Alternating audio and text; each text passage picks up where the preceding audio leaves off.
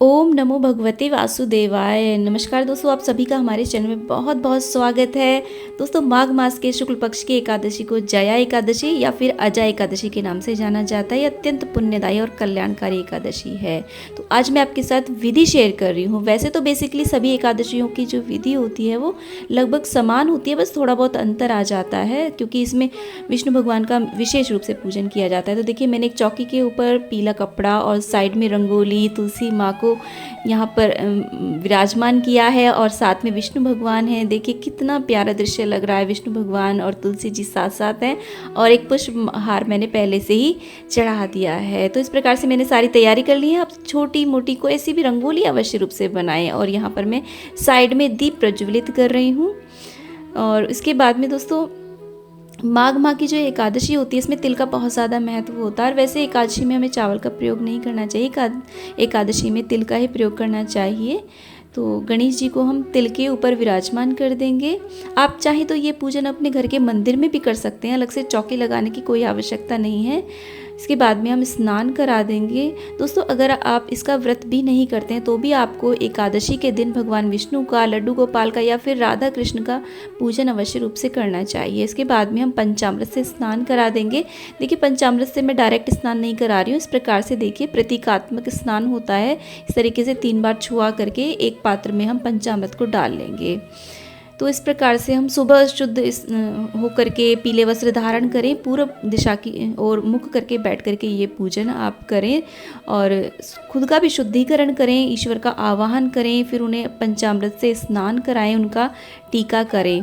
तो इस प्रकार से हम रोली चंदन से टीका कर देंगे भगवान जी का। सभी देवी देवताओं का इस प्रकार से हम टीका करेंगे, वस्त्र रूपी कलावा अर्पित करेंगे। दोस्तों, ये जो मान्यताओं के अनुसार इस एकादशी का व्रत करने से व्यक्ति बुरी योनि यानी भूत पिशाच की योनि में जन्म नहीं लेता है। इतना ही नहीं, इस व्रत के प्रभाव से व्यक्ति के सभी पापों का नाश हो जाता है और घर में सुख संपत्ति आती है। पौराणिक मान्यताओं के अनुसार दुख, दरिद्रता और कष्टों को दूर करने के लिए जया एकादशी का व्रत करना बहुत ही ज़्यादा उत्तम माना जाता है।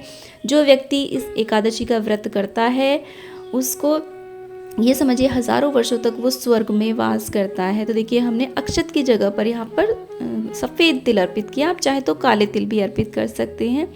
वस्त्र रूपी कलावा अर्पित कर देंगे। आप चाहें तो यहाँ पर जनेऊ भी अर्पित कर सकते हैं। तो दोस्तों, पूजा जो होती है वो आप चाहे तो उसे कितना भी विस्तृत कर सकते हैं उस विधि को, या फिर चाहे तो कितना भी शॉर्ट कर सकते हैं, क्योंकि भगवान भाव के भूखे हैं। अगर आपकी भावना बहुत ज़्यादा सच्ची है, बहुत ज़्यादा समर्पित है, तो आप थोड़े में ही ज़्यादा फल की प्राप्ति कर सकते हैं। इसके बाद में हम भगवान जी को इत्र अर्पित कर देंगे।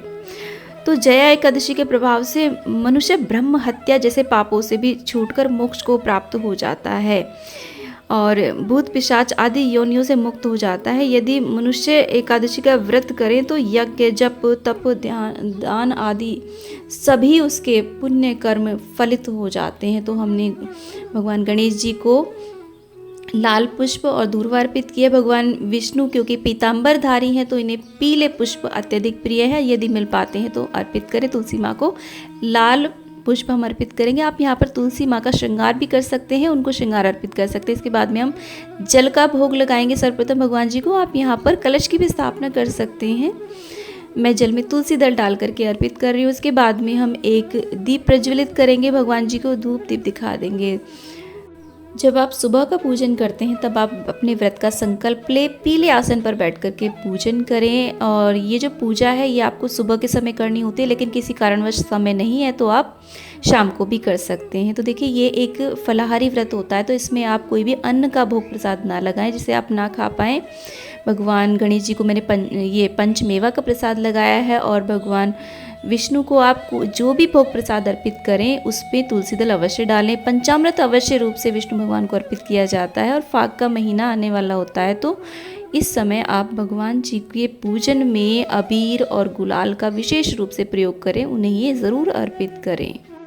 इस दिन आपको तिल का अवश्य रूप से दान करना चाहिए। विष्णु सहस्त्र नाम का पाठ करना चाहिए। ओम नमो भगवते मंत्र का जाप करते रहना चाहिए और मन ही मन बोलना चाहिए, गोविंदा गोविंदा गोपाला गोविंदा।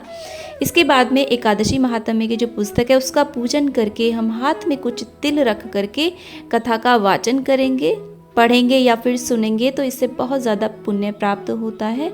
और इसके बाद में दोस्तों देखिए शाम को भी आपको पूजन करना होता है, धूप दीप करना होता है। और इस प्रकार से देखिए तुलसी जी के पास एक सुबह भी जलाएं और शाम को भी हो सके तो, सुबह नहीं हो पाता है कोई बात नहीं, लेकिन शाम के समय तो अवश्य रूप से तुलसी जी के पास एक दीप अवश्य रूप से आपको प्रज्वलित करना है। शुद्ध देसी घी का दीपक हमें तुलसी जी के पास जलाना है।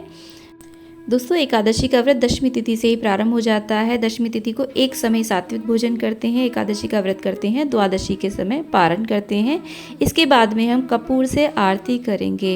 एकादशी के दिन हमें गौ माता का पूजन और उनको भोग प्रसाद अवश्य रूप से अर्पित करना चाहिए, उनकी सेवा करनी चाहिए। तो सभी को हमने आरती दिखा दी है।